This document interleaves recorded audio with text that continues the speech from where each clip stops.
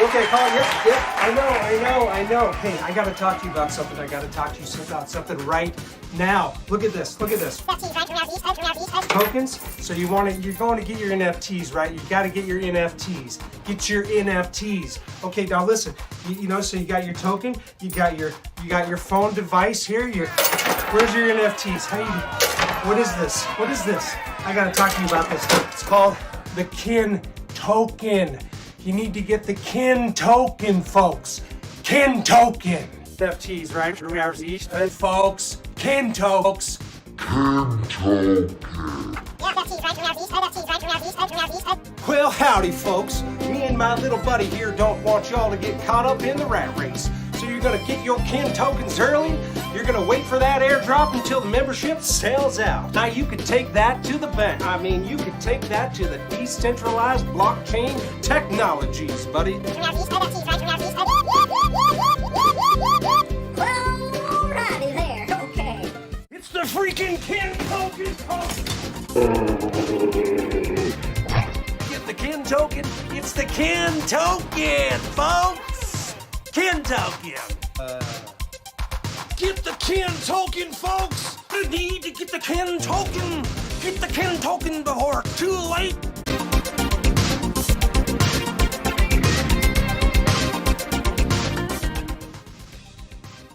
It's like he's, like, I get it, like Kin's Token.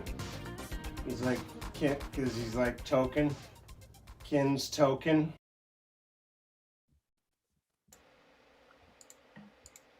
We're live, bros. How goes it? Fantastic. Welcome to the show. Long time no see, Zach. I love you, man. How you been? I've been fantastic. How have you been doing? I've been all right, man. I've been doing pretty good. Just taking some time off because I pulled my back, and then extended the time off because I pulled my teeth. Just getting back at it, though.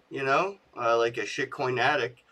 I appreciate Nathan dealing with my random time off because I just wake up in such random pain. I don't know what I'm capable of, but it's okay, dude. I prepared for today because I was excited to talk to you, man. It's great to see what you're doing. I love the Draco dice. We're gonna check this out. Let me bring it up on screen actually, so people can see this while you go ahead and let people know. What inspired Draco dice? Like, where's the idea come from, and let the listeners know a little bit about where you're taking it. So a couple things about me. One is that I'm a hardcore gamer. I have over 4,000 games on Steam, and I've probably played over 8,000 video games in my life.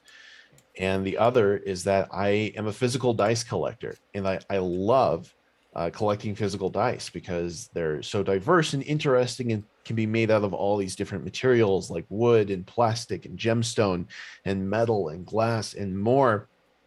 And I wanted to bring those two loves together.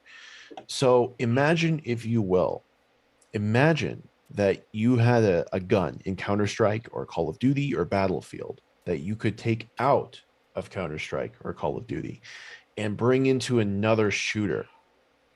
Right? That's a really wild idea because none of those AAA gaming companies are offering anything like that. Well, we're offering that with Draco dice. How? Because dice are usable in so many different ways in so many different games. They're the most universal gaming implement in human history. And to prove that, one of the things that I wanted to do was, I don't just want to launch NFTs, right? I want to launch a video game that the NFTs can be used in. And we're doing that to sort of kick off the use case for these things. We've got a game coming out that's going to go into open beta in January of next year. And it's called Draco Dice Skirmish. And it's a PvP game where you can bring your own loadout of 6 dice and roll them against an opponent. It's sort of like turn-based where there's a lot of randomness, but there's also a lot of strategy. I wish I could show that to you now, but it's not quite past its pre-alpha stage yet. And the idea is that that's really just the beginning, because the goal is you should be able to take your NFTs into more than just one game. Right? You should be. Right. What if you could bring your NFT into all sorts of different games? Well, yeah, why not Dark Country, right? Yeah, why not Dark Country? I'll hit up Oleg about that one. That would be a Uh, badass collab, bro. Tell Oleg to fucking Absolutely. do that. I would love to do Dark Country Dice too. That would That be would a be lot of. sick, right? That's like the first thing I thought of because like I love the art here that you have, like the geometrics on the one here in the middle. So cool. Dude, that's sick looking. Like that, I could just stare at this one. I want to see it move though. So I guess I like. Are these animated NFTs like gifs? No, the glass have animations because they're the most rare. Those are the glass dice are one Oh, of one. these ones. Oh, Yeah. they're one of one. Mm-hmm. And Yeah. those are supposed to have numbers on them. It looks like that image needs to be updated. If you look at the card there that says Inferno D20, that's what one of them actually looks like. But no, the backgrounds on those are rotating. With the plastic, when I was I ain't thinking gonna about lie. How the hell is Common and Plastic gonna be my favorite? Like, I really fucking love. I mean, these are sick. I ain't They're gonna dope. lie. Like, that looks like that looks like it would be a higher rarity for sure. Obviously, so does the Mythic and what's this supposed to be? Legendary. porcelain. Yeah, dude, Nice. dyslexia, remember? But the wood and the plastic, the patterns on it are just like straight up eye candy dopamine inducing. I love Yeah, it. and we don't even have the resolution on this website to do them justice. But here's the story. Okay, I got approached by a Hasbro and Disney illustrator named Clark Mitchell. This guy is the nicest guy ever. He's a super long running veteran in illustration. He's a killer. And when he made the wooden dice, I was like, dude, the wooden dice look too cool. They're supposed to be the most common. How do I make all of the other dice cooler than that? You made them amazing.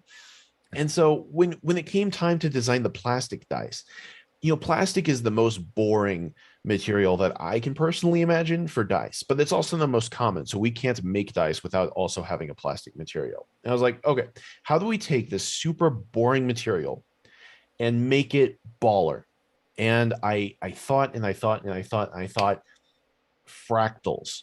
There is a fractal called the Manger Fractal. It was invented by some crazy mathematician or physicist, one of those scientific nerd types, and he created this pattern, this three-dimensional pattern that was infinitely recursive. And I was like, oh, hey, that could be interesting. And I handed that over to Clark, and he came out with these gorgeous things. Dude, that they're beautiful. I It looks was like royalty. Like this, it really looks very royal. Like this is the Yeah. kind of die you would see like a prince use or something almost. Yeah, and it has like a sacred geometry kind of vibe to it too, Right, which is right. also Like it feels interesting. Illuminati as hell. Like I want to I know. figure out what it's trying to say. I know, it's cool. No, that's very much part of it. One of the reasons that anybody loves dice, because there's a lot of people out there, especially people who play Dungeons and Dragons and other tabletop role playing games, who love dice. Is they're so aesthetically pleasing because 5 out of 6 of those shapes are just so beautiful. They're equilateral and they have these identical faces, and they're just a pleasure to look at. And that's part of what I wanted to I harness have here. a question. Yes, you in the back. Me, okay, cool. Dude, do they have different RNG like for the different types? Because I just saw this one's jelly and this one's That's dope. stone. So obviously they have like different interactions with the environments. If you were to drop stone dice or jelly dice, they would bounce and roll differently. Is there different RNGs to these different like rarities? So there's actually a few things to cover there. One is what you're tapping into when you ask that question is the fact that these NFTs are designed for not just me to make games with them, but for other people to make games that use Draco dice. And the cool thing about Draco dice is that they don't tell you how you have to use them in a game, which means if you Okay. wanted to make a game where you're just chucking dice at your enemy and like physically bonking them on the head with thrown dice, which I Which is kind imagine of rude. Kind of cool. I can see that being a game that you would want to create, and I would play the hell out of it. I support it. It's a drinking game. Is there a way that NFT collections could use these to gamify their collections that seem in some ways maybe like some people would say, like, oh, these have no utility whatsoever. And all of a sudden, by incorporating this into the projects in some meaningful way, they've now gamified their project, literally. Absolutely, and there's a lot of different ways to do that, but there's something specific I want to cover. So either I can share my screen, or I can Yeah, send you a I link was to look at just this. sharing this because the art is so sick. I didn't. It's very, very cool. It says disabled Oh, participant screen that's right. I hate that screen share on. every Yeah, time. that's our thing, boo. There we go. Okay. It happens. These are technical things, technical hurdles. Okay. So check this out. This is one of the blockchain dice. The blockchain dice are Spooky. these are promo exclusive. So these will not be sold in packs. We are giving these away to members of our Discord at discord.gg/Draco Dice.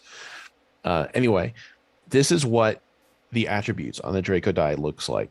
And the most unique thing here is the face values attribute, because we have what's called a face values array.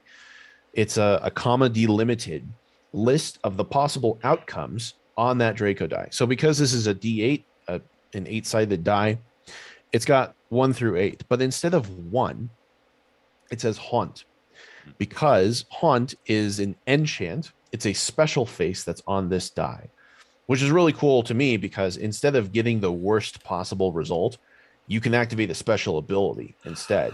That's dope. I like that a lot, actually. It's doesn't that kind of make 2 the worst result though?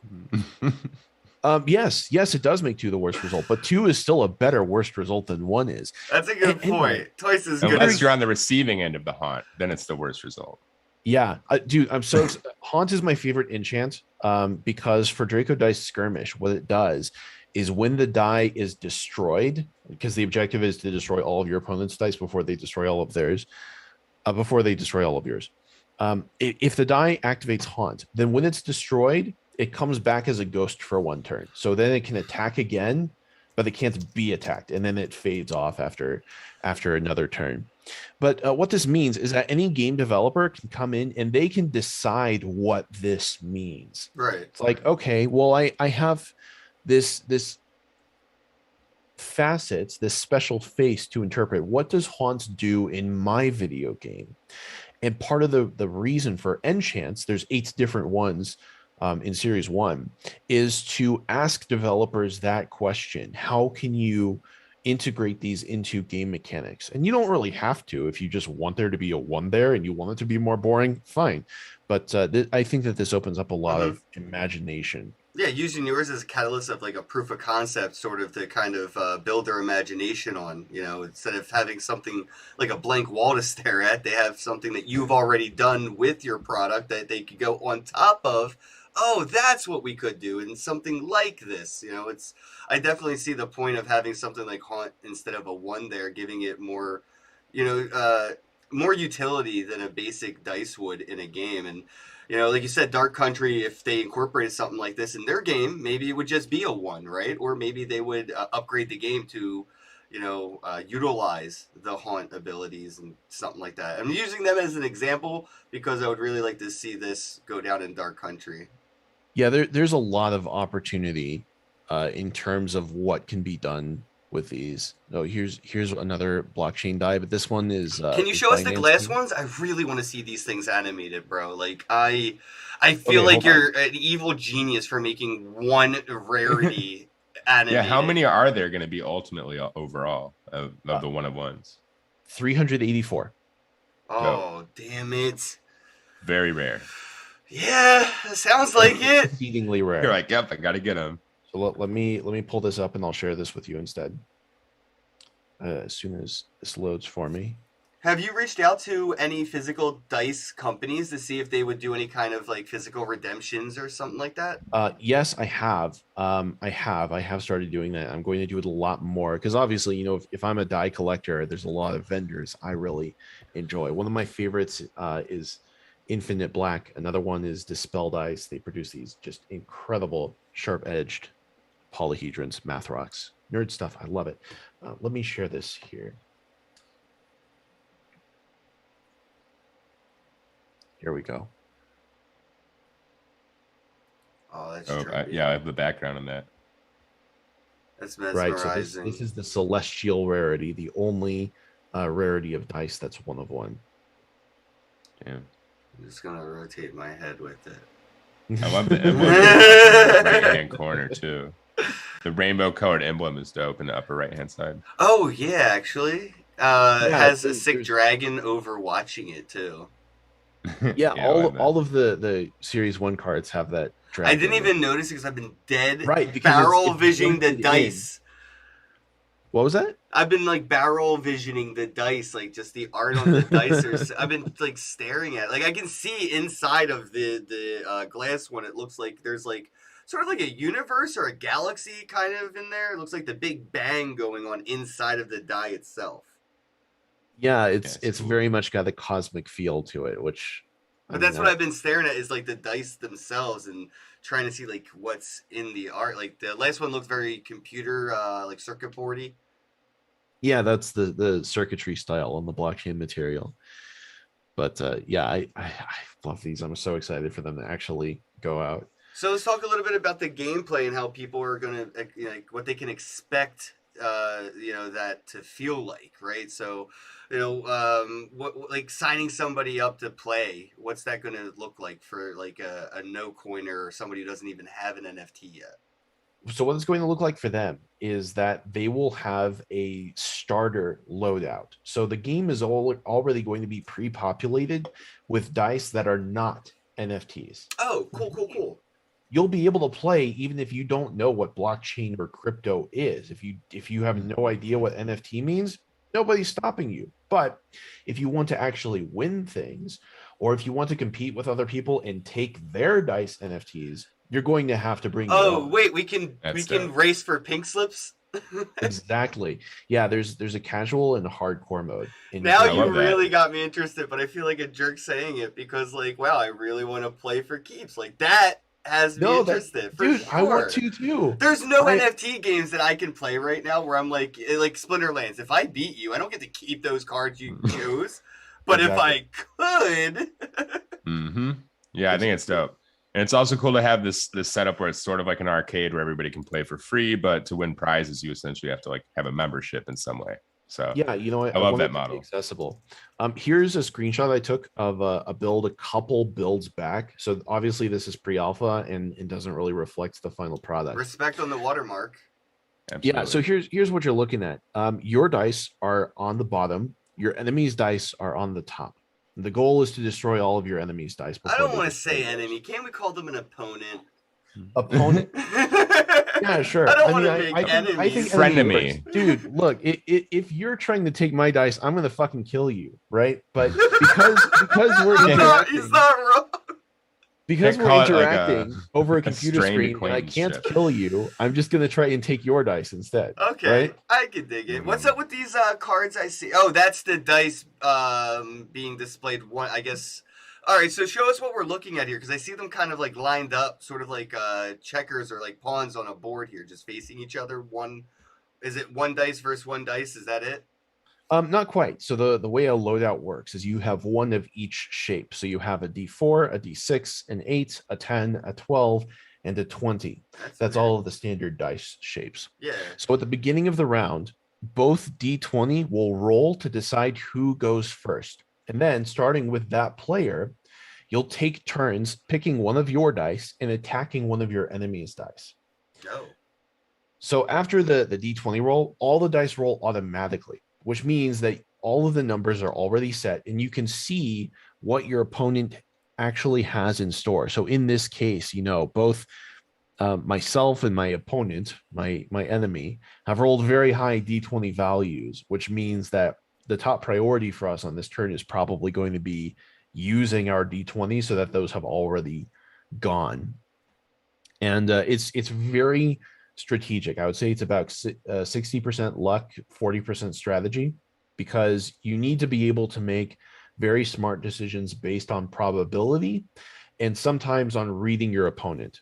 And it's not always going to be in the situation where you want to destroy your opponent's D20 first, because every die has an enchant, which means if a D4 can only roll 4 separate results, it only has 4 faces. One of 4 to be an enchant, right? Exactly. It has the highest. Dude, how did you come up with the math on this? Because this is like Sudoku meets something. I don't even know what to compare this to, but it's definitely tickling my Sudoku like math like quench, you know, like I don't know, like you're a nerd, you know what I mean, like you ever get in the mood to do Sudoku, because I sure as hell do, and it just Yeah, it sometimes. feels good. Yeah, it feels good. It feels good, and this is like one of those things. It feels like a math puzzle disguised as a video game. Yeah, it's designed to be easy to learn and How'd hard you to come up with the master. math on this? Because I don't know, is there any other games that do like, because this is so different, bro, like Exactly. I really think this is going to be a hit. Like this is really friggin' crazy. Like I'm digging Absolutely. it just based off like the math alone being like the thing, and it's gamified math. Yeah, basically. You know, that actually gives me an idea. You know, just because there's so much math involved, I wonder if it There could even. is actually all your art's basically built from math, from geometry and stuff. So Well, it's and like that's why dice are sometimes called math rocks, okay, because they just have numbers on them, you know? yeah, dude, this is I actually want to play just like I would, you know, do a puzzle or do a Sudoku or something like that. Like the fact that there's an opponent on the other end that's a variable in that equation, super interesting. And like you said, yeah, it's not straight up like you would do your D20 versus D20 because, like, you know, it wouldn't make sense in the gameplay of it because, like you said, a D3 has a 1 or a D4 has a 1 in 4 of getting an enchant in the game. So you might want to just take that one out immediately. Just that might be the meta. So yeah, that's what I'm interested in seeing, like people playing this and coming out with like math in game metas. And that's definitely going to happen, especially because every different enchant has a different impact on the game. And what that means is that people are going to come out with different ideas about which enchants are most effective on which dice. And that especially gets sophisticated when you realize that some enchants are impacted by the roll that the die makes after it activates an enchant, Oh, and some of them aren't. So, for example, the splash enchant is one of my other favorites because when a die activates a splash enchant and then re-rolls, and it attacks, it will attack the die that it targets and that die's two closest allies. And it does that by adding to the attack roll value and then dividing it across all three of those targets, which means that's not going to be as effective on a D10 as it would on a D4 or a D20, which kind of blows my mind. wow. You know, the When you only think people about that could ever play this as a physical game would be mathletes, right? Like you would have to be a I mean, that's mathlete awesome. to play a physical version of this because you would definitely, you think playing, you know, Scrabble with friends is hard when you try to say like that's not a real word. Try to be like, well, that's not how like the math lines up, right? Like, you know, or you did that wrong 3 equations back when I did that move. it's intimidating at first, but the reality is, you know, if you saw this role in the game, you might just decide, well, I have a 6 on my 6, so I'm just immediately going to destroy my enemy's D4 with that. Well, I would use the 8, right? Because it has a 3 or wait, I don't know. Yeah, I guess I would use something Well, with the 3 then, right? Or would that kill me too? let's be clear here. So the heart is how much health the die has, but Oh, then all right. Yeah, I wasn't looking at that. the number on the center of the die is its roll value. So that's the attack it has for that turn. Yeah, this is why I need hands-on for sure. Because yeah, I was ignoring the hearts for a second there, and just looking at the face value on the die. Yeah, but here's like a hypothetical. Okay, so if you roll this, then you're gonna see, oh my god, I have an 18 on my D20. I should just use that first. Well, maybe not, because your opponent doesn't have a 20 on an attack. It can't destroy that D20 in a single turn. It's going to take him 2 attacks minimum to do that. So maybe you think about, well, what are you going to try to attack me with? Because can I disrupt your plan? Because that's going to be the most effective way for me to play the game. So I'm super excited to actually get this into players' hands and see how they react to it. Wow. Yeah, I'm thinking of different like strategies right now for it too. Yeah, too. I'm like literally just shadow boxing in my head. Like, I realized I wasn't talking because I was just like thinking about it. No, this is a really cool thing. Like I think that's why it could become like not only addictive, but like honestly, it'd probably help people grasp math in a quick way a little better. Yeah, one of my Like, just, like, favorite quick games basic growing math. up was Math Blaster, and it was a I math remember Math game. Blaster. It was my favorite game, bro. I loved Math Blaster, and it was That just was a doing wonderful math equations. Time, you had time to do it, or your character would be in a pickle and get hurt, and you'd have to start over. And yeah, it made math fun. And yeah, I think this is definitely going to make not just math, fun, but NFTs fun. You highlighting how much arithmetic is involved in this, how much arithmetic and probability gets me wondering, like, can this get into the same position as Minecraft, where it can be used in classrooms? Like, I was just thinking have that. kids learning Well, yeah, about why not? probability by playing dice against each other? Well, Yeah, you could be making deals with school systems essentially. That could be very interesting. Although I don't think I would require children to own NFTs in order to play.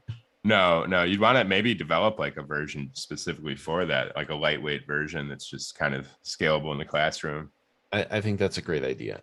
But Because that's something that even if it wasn't marketed as like a product per se, it's like still helping people, like them just picking it up and playing with it. So to put it in that space in their heads where they're like, oh, this is like a tool that we can use. It's not a I game, wasn't it's a allowed to tool. play like Minesweeper in math class, but I was allowed to play, Math Blaster. So, might be. That's actually kind of funny to me, because Minesweeper is I know. also I tried to say that too. That's why I used it as an example. I tried to explain that to my teacher, and they just didn't know how to play Minesweeper. But I'm like, you see this 2? I have to be at least 2 far away from this, but 3 far away from the last one because that's a 3. But then this one's a warning, so it has to be in this spot. Click. Told you it was safe. Math. practicing logic is definitely a skill that I think My kids problem in is I schools can't show my should work. do. So like I could beat Minesweeper. Like I'm pretty good at it, but like could never explain or show my work to that point. Just like it's a common sense math. Leave me alone. I know where I can safely click. Show your work. Fuck. Yeah. I Well, hate show your that. work now with Common Core is like it's almost like a troll. Like they're just trolling. But yeah, I thought of you, Zombie 3D, in the chat as soon as he was showing me this game. This is definitely right up your alley. I'm curious. Do you see, and I don't, want to gaslight the question, but I've been asking everybody this because I feel like NFTs need more FTs, more fungible tokens, and I was wondering, do you see like, Draco Dice utilizing fungible tokens as well as the non-fungible tokens by creating a currency or a coin or a token to be used in the game or that ecosystem? There are 3 points there that I'll cover very quickly. First off, the currency that is directly related to the game is not on blockchain yet. It's just called pips, and you win more pips by winning games. 2 is, in order to make Draco Dice mass two-way transferable across different chains, you can move these between Wax, Ethereum, and Binance. To start with, we're partnering with a company called Game Exchange. Game Exchange is a utility platform for blockchain games, and they have their own currency that you can earn in Game Exchange integrated games. We're still working on whether or not that will be part of Draco Dice, but if it is, then you'll be able to earn their EXP token by playing the game, which is pretty cool. And 3, my dad, Joel, has his hero token that he spun up with Travis, and they've been looking for ways to give hero token utility. So it's possible that we'll integrate hero token into Draco Dice, but it's not certain yet. We're still figuring this out. Gotcha. I love that you used pips. I Googled it to make sure I was right because I was like, hey, I know what a pip is. And I was right. It's card points. I used to play Pokemon at Toys R Us's in tournaments, and those little point pips we would put on the Pokemon to keep track of the HP and all that stuff and damage. The reason that they're called pips is because on a typical die that has dots instead. Oh, my background. Yeah, greens. You have a green die on green screen. The dots are called pips. Oh, they're called. I didn't know that. I knew that there cool. was card points. Those little like card counters, the little clear things you can put on like Pokemon or whatever card points. They're pips as well. I didn't know that the little divots on a dice were called pips. Mm-hmm. That's the term. Somebody might call them divots, but I've never heard that before. I like divots. Well, it's either divot or dimple. I like dimple. Dimple. I like dimple. Little dice dimples. Sounds cute. Sounds cute. Yeah, I was just gonna say it. Actually, does sound cute. So It makes this me is feel coming. kinda warm. The NFTs are coming. What, November 6th? I think, was it? November 6th at 12 p.m. I was Eastern, right. I swear, I don't even 4 have it on p.m. screen. UTC. 4 p.m. UTC, November 6th. You can get the packs, right? Yes, Series 1 packs will be sold alongside Blockchain Heroes packs because we also have Blockchain Heroes dice. There's a full set of Draco dice for each of the original 50 Blockchain Heroes, including Bitcoin Bro. What? You got some dice, I dude. got dice. You got dice. All right. Dang. Well, I already know which ones I'm using. I mean, you have your own dice. It's pretty cool. It's pretty badass, actually. It's also like a Am I weird able to thing get be able to Bitcoin? brag about. Right. Am I able to get I like Bitcoin it. Bro from like wood to the glass, or is it just like one rarity? The Blockchain Heroes dice actually have their own material called Okay. carbon, which is inspired by carbon fiber. So it's more of like a sci-fi feel. All right, Cool. I dig it. Stocks use pips too. They do, actually. The stock market, yeah, they use pips. Pips are a common word. That's why I was like, I like that you use that as a token. I haven't seen anybody like use that ticker, so it's pretty smart. Yeah, it's It's a got very way fun more word, usage too. than I realized. Now that we're going over, I'm like, oh, Yeah. everywhere. As soon as you said it out loud, I was like, wait, I know what a pip is. Like, Yeah. I've used that word, but it's been like 20 years. No, it's Yeah, a beautiful thing when you can repurpose a word that like everybody knows but nobody's using. It's kind of rare. The video game Dead by Daylight also uses pips to decide if you rank up or down after you play a game, Oh, okay. which Never played. It's weird, but it's a fun word. Pips. That's why I've said it. So I'm curious, who or what would be a good catalyst to adopt Draco dice into their, either game or ecosystem? That would be like a good, starter collab proof of concept moving forward. Like, is there anybody that you would say, hey, this is already a good fit for you. You should just use it. So on paper, they can be integrated into literally any kind of game. However, instances where Draco dice are shoehorned into an existing game just for the purpose of adding utility to them aren't as cool as people that are building games specifically with Draco dice included in the design, right? It's way more interesting to build a game around the dice than to say, hey, I have a blockchain FPS and you can use the die as a thrown weapon. It doesn't fit as well. The die grenades would be cool. That would be Oh, cool, there you actually. go. Yeah. I do like the sound of that. Are people able to burn these or no? Oh yeah, are they non-burnable or burnable? Are you going to gamify the burnability? They're absolutely burnable, and Okay. in quarter 1 of next year, we have already planned for burn and blend mechanisms that people can go through to get new exclusive dice. Because when he said grenade, I was thinking like, all right, if you choose to throw this one, it Oh, destroys no. the opponent. One-time use NFTs, Yeah. single-use NFTs. That sounds like if it that lands on the hurts. one, it destroys itself. I or might be a little something. bit greedy with my grenades on the battlefield, boys. If I am burning an NFT to fire it out of a grenade launcher, it had better kill 10 people. I know, and that's so crazy because like if you had something like that involved, like people would have to really think about that decision. Dude, like think it's about so how far crazy that to do concept that. could go. Do you remember in Call of Duty Advanced Warfare, there was a gun that 3D printed more ammo for itself? Oh, Oh, yeah, I do. So imagine a gun in an FPS that literally mints NFTs. All right, yeah, that's dope. That is pretty cool. We're getting really far out here. No, we're Yeah, not but though, that's like- because Adobe just did this thing where when you make a meme in Adobe Photoshop, you can pretty much tokenize it and prove that you made that meme from Adobe's NFT. Yeah, dude. So this could be there could be an NFT gun any day now. We're so in this renaissance of adoption that quite literally the craziest things that are possible are more likely. That story though, I covered that with Dad on the Nifty show yesterday. What Adobe is doing when they say that they're bringing this to Photoshop is there are, you know, already attributes. There's content attributes, metadata that you Yeah, can put metadata. into Yeah. your creations. But they thought of, you know, let's make this actually blockchain applicable. So when you make it in an NFT in Photoshop, they'll put the attributes on the IPFS, the Interplanetary File Service, which is the standard that everyone that I know uses for hosting media for NFTs, which is fantastic. Yeah, I'm hoping it incentivizes more, creation apps and products and tools to incorporate this. See more iPad, artists out there than ever, really. And not every one of them are using Adobe.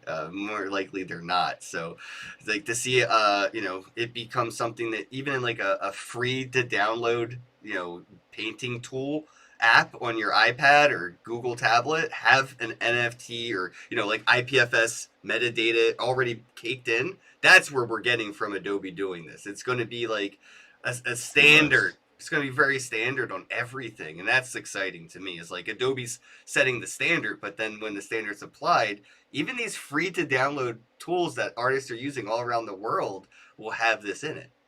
Does this call into question the validity of the future of like big marketplaces? Because essentially the next step would be every creation platform, like, or every first step platform would be the marketplace as well. Yeah. It kind of feels like that already, right? So like if platforms like OpenSea don't have as much utility in a few years because where the creators created it, like they're just like, why go over here when I'm already here? Like, let me just do it here.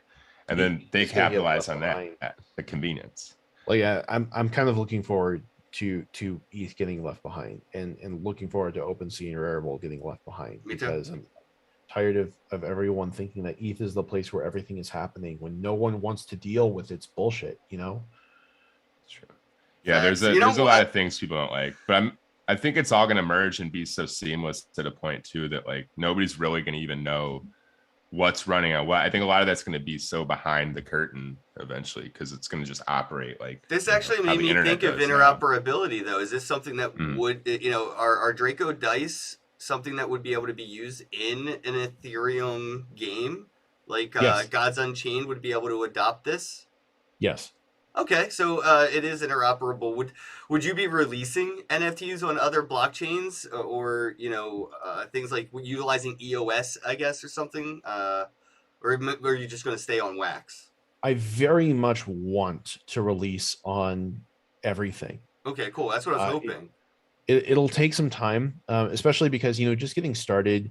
We're already established on Wax from our success with Blockchain Heroes and the other stuff that I've worked on. So it made sense to leverage the community that we've built that already lives on Wax. And that is a great start. And I love the people on Wax and I love the community on Wax. At the same time, creating this new standard for interoperability, especially working with the folks over at Game Exchange, is one of the main purposes of Draco Dice, because I'm tired of having to live with the fact that my NFTs that I have true ownership over are stuck on one blockchain. It's like, okay, so I own them, but I can't do a whole lot with them because I can't take them wherever I want, and that severely limits, my power. Yeah, that's a good point. Yeah, I feel you there.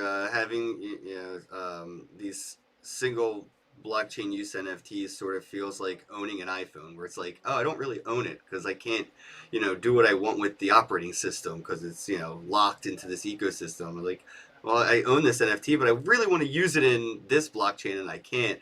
It's getting more and more possible. I'm even looking at, my own NFTs and things like bridges to other blockchains and not even having other collections, just like kind of, I don't want to say copying the collection, but also having it exist in different blockchains. So if you wanted that exact NFT from Wax over on Binance, you should be able to swap the same asset for the same asset, mint number and all.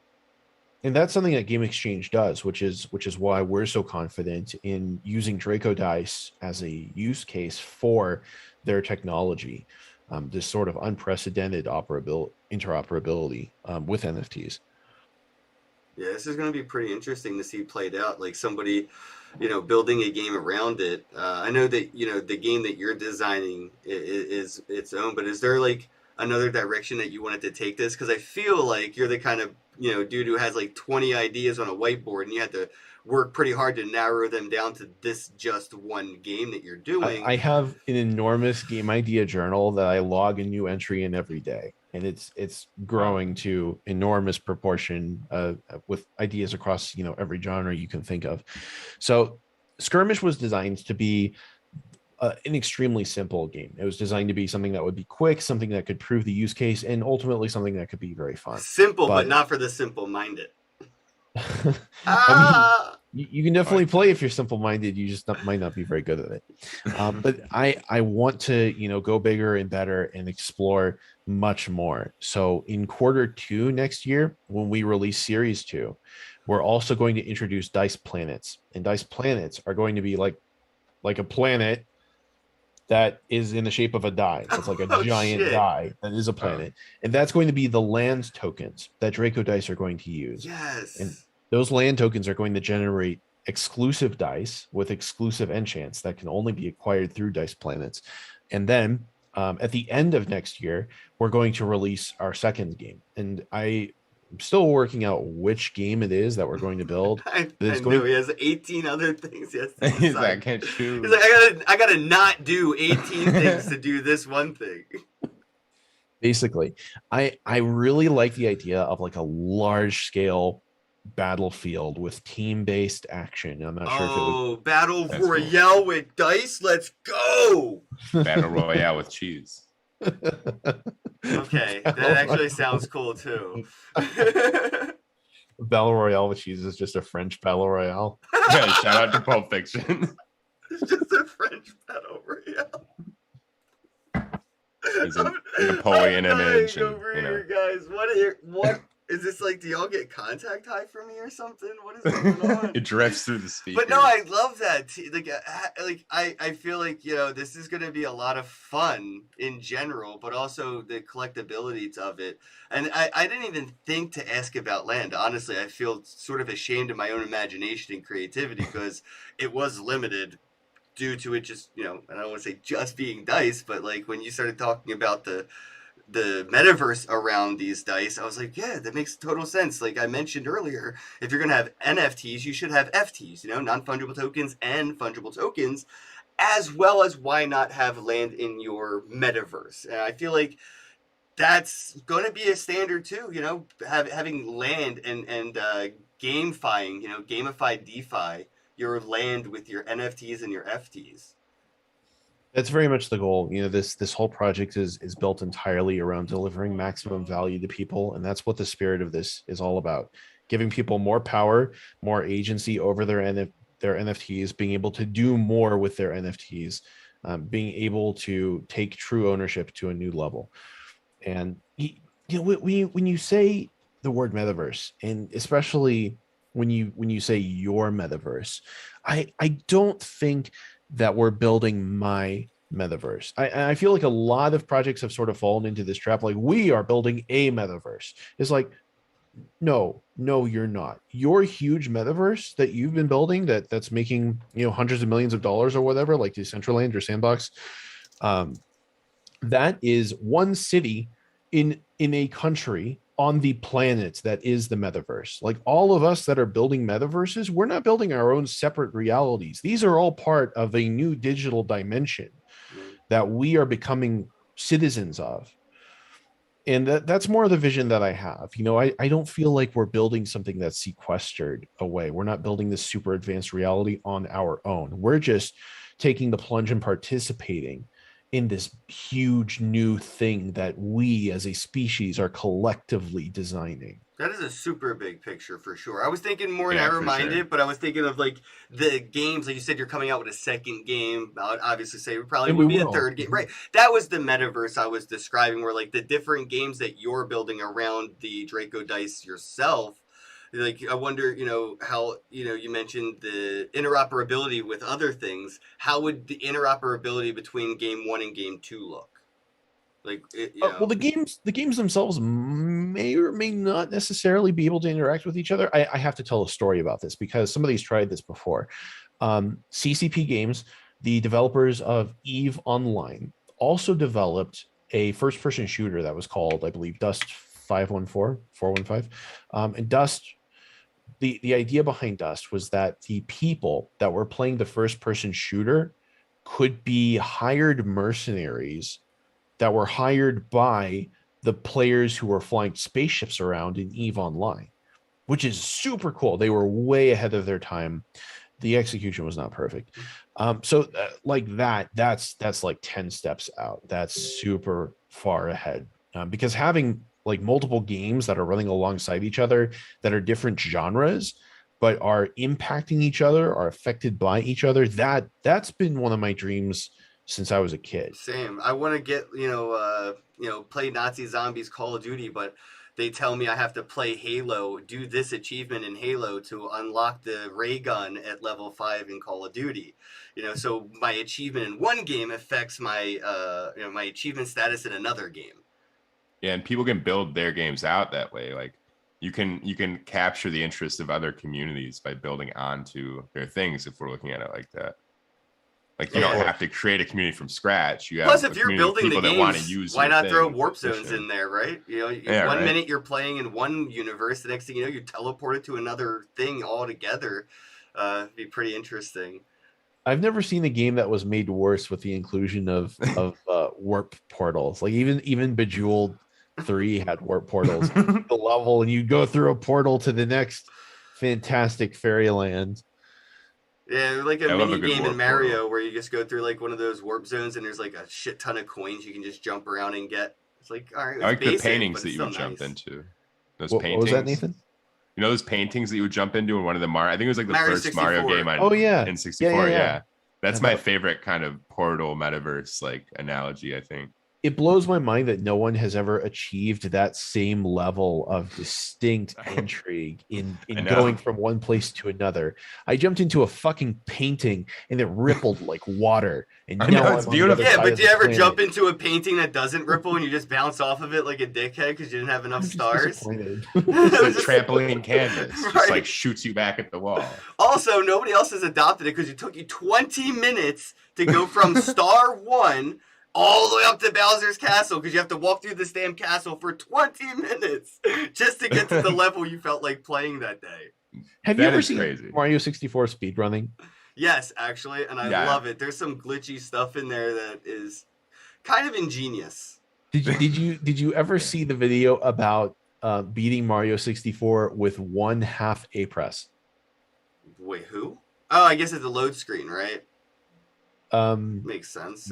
No, it was this extremely a half A press. So instead of pressing and releasing the button, just pressing A once and holding it down and beating the game without releasing interesting. Now I did that with Mario level 1. The very first Mario, I can do that. That's wild. In order for that to have happened, they had to unveil this depth to Mario 64 that is absolutely unheard of. I recommend everyone go watch this video about beating Mario 64 with 1/2 A press, because as it turns out, different games are going to have different ways of handling mathematical anomalies, right? And in the case of Mario 64, Mario 64 basically has like a shitload of parallel universes around it at all times.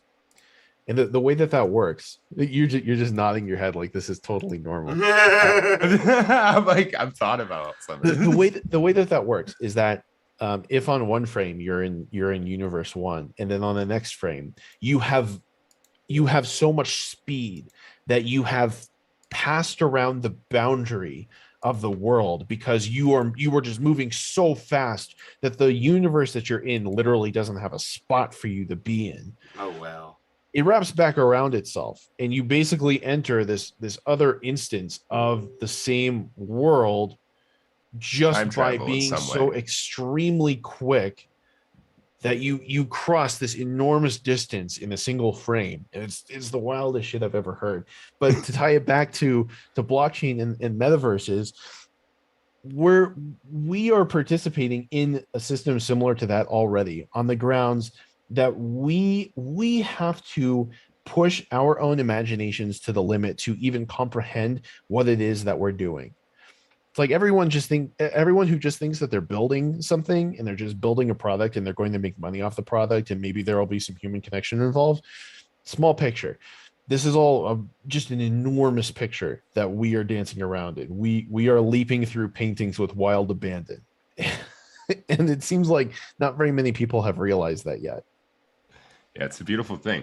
I mean, there's so much going on in some of these things behind the scenes because people like you and Ken are so deeply involved in games that the developers, even a long time ago when people feel like these weren't so sophisticated, like they were thinking way ahead of their time for sure. And they're looking at things in a way where it's, you know, like, all right, we're not just developing a game. Like, let's look at these universal concepts of even like physics that would apply to potentially this game. Right. I'm Like, waiting to see Easter eggs where somebody's already built a game that's available on Xbox and PlayStation, and nobody's found the private key to a Bitcoin or an NFT yet. But it's probably already in a AAA game made for a AAA console, already out there, just hasn't been discovered by that nerdy shitcoin developer that was just like, I bet I could get away with hiding this in this game. You think there's a private key in just some random video game? I really do. At the bottom of the ocean in Far Cry or something. Yeah, exactly. Like, outside of like one of the boundaries in Grand Theft Auto or something. Yeah, I really do. It's like, I just because I want it to be there. You know, like I used to do micro soldering on a lot of components, and there was like this Easter egg hunt of finding art on circuit pieces, right? Like, so if you found like a computer component so tiny, but it has like an image of Goofy's face like etched into it, it's like super rare. But the guy who was building the chip was just bored one day and drew a Goofy face on one, and you happen to be the guy to find it fixing the logic board. So I feel like, you know, if there's people that do that, there has to be like a shitcoiner out there that worked on like Call of Duty that's like, I bet I could put this NFT in here and somebody will find it. This is completely feasible. It's not probable, but it's totally something you could be right about. That could be true. I blame Blake in the chat said something about Alice in Wonderland, and my whole brain went to like, you know, the what ifs and stuff, and yeah. Said that he said he had a bad first impression on you, but he really likes you now. He's happy that his opinion has changed for the good. Oh, I'm sorry about that first impression, buddy. It happens, right? Like, it's also like Monsters Inc. That room with all the doors. I also love that. Oh, yeah. That's a really cool image. It's amazing because there's all these little universes and stuff. Like that's what we're building essentially, all together. Facts. Yeah. That So room. I guess to wrap things up here, like anything that you wanted to make sure we touched on that we haven't had a chance to talk about yet? No, but I want to make sure that everyone gets into our Discord because we've got a treasure hunt that's going on, and the winners of the treasure hunt are going to win a full set of all 18 exclusive promo dice. There's a link to the sweep widget page in the Discord, and we've been doing giveaways on almost a daily basis because I'm just trying to throw these promo dice out at people. And so far, the reception has been really good. The price floor is amazing to start with, and I'm really excited about everything that's going on. Yeah, I want to play with the Bitcoin Bro dice. I actually was like, I felt like I was on the fence, like, oh, which ones are going to be my favorite? Because I ain't going to lie, I really like plastic, but then glass is the one of ones. And I was like, wait, I'm Bitcoin Bro, motherfuckers. And yours are made of carbon. That's going to be my, carbon fiber, baby. So Bitcoin Bro, Draco dice, they're going to be the ones I'm going to be rolling at you. Let me know in the comments, you know, which variant or rarity, you know, your favorite was. I ain't going to lie, I think plastic was mine. Just because I love the style and the color scheme and everything. But what was yours in the chat? Let me know, you know, what your favorite, you know, rarity are and what ones you'll be rolling on the battlefield. It's dracodice.com, dracodice.com. As always, much appreciate everybody in the chat. Thanks for tuning in and have a day. Have a day. Love you.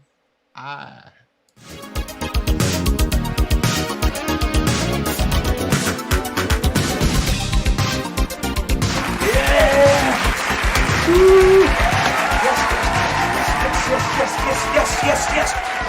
Everybody, okay, call it. Yep, I know. Hey, I gotta talk to you about something. I gotta talk to you about something right now. Look at this.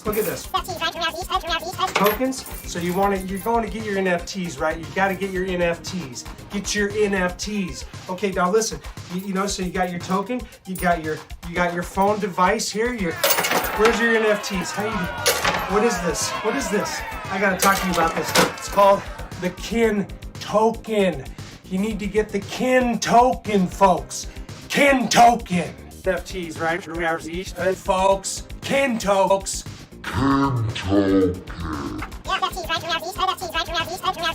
Well, howdy, folks. Me and my little buddy here don't want y'all to get caught up in the rat race. So you're gonna get your Kin tokens early.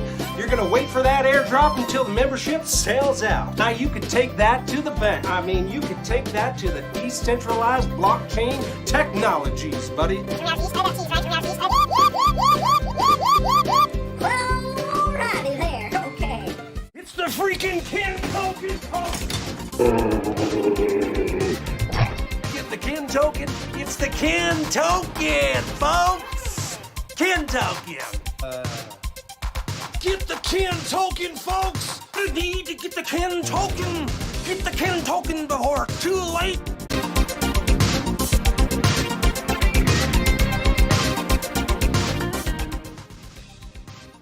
It's like he's, like, I get it, like Kin's token.